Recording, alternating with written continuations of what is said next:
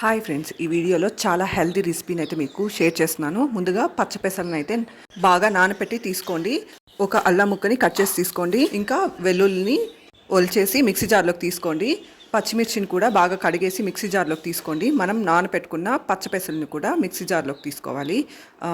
ఇవన్నీ మిక్సీ జార్లోకి తీసుకున్నాక బాగా కోర్స్గా గ్రైండ్ చేసుకోవాలన్నమాట. మరీ మెత్తగా కాకుండా కోర్స్గా గ్రైండ్ చేసుకోవాలి. పచ్చపెసలు అంటే గ్రీన్ మూంగ్ దాల్లో చాలా విటమిన్స్, మినరల్స్ అధికంగా ఉంటాయి. ఇందులో ప్రోటీన్స్ కూడా ఉంటాయన్నమాట. ఫైబర్ కూడా అధికంగా ఉంటుంది. ఇది హెల్త్కి చాలా మంచిదన్నమాట.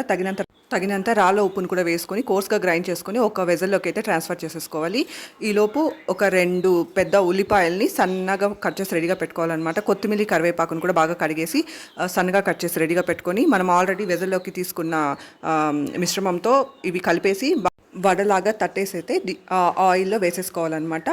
ఆయిల్ని కొంచెం సేపు వేడి చేశాక వడలాగా తట్టుకొని అయితే వేసేసారంటే కమ్మగా పిల్లలు కూడా చాలా ఇష్టంగా తింటారనమాట. చాలా టేస్టీగా కూడా ఉంటాయి. గ్రీన్ మూంగ్ దాల్లో చాలా హెల్త్ బెనిఫిట్స్ అయితే ఉంటాయన్నమాట. ఇలా చేసి ఇచ్చామంటే పిల్లలు కూడా చాలా ఇష్టంగా తినేస్తారు. వీటి వల్ల చాలా హెల్త్ బెనిఫిట్స్ కూడా ఉంటాయి. నార్మల్గా కర్రీ చేసి ఇచ్చామంటే పిల్లలు తినడానికి అయితే ఇష్టపడరు. ఇలా చేసి ఇచ్చారంటే స్నాక్గా చాలా ఇష్టంగా తింటారు. ఒకసారి ట్రై చేసి చూడండి. ఈ పచ్చపెసల వల్ల అయితే చాలా హెల్త్ బెనిఫిట్స్ కూడా ఉంటాయన్నమాట.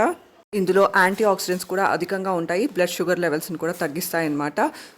ఇంకా వీటిలో ఉన్న విటమిన్స్ పిల్లల గ్రోత్ కూడా చాలా హెల్ప్ అవుతుందన్నమాట.